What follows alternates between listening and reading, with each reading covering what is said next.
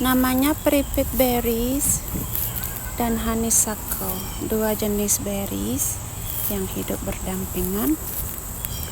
Kedua-duanya ini berbahaya ya bagi manusia atau binatang.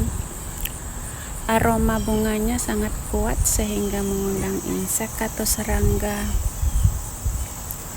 Namun buahnya bisa dikonsumsi oleh burung, terutama blackbird.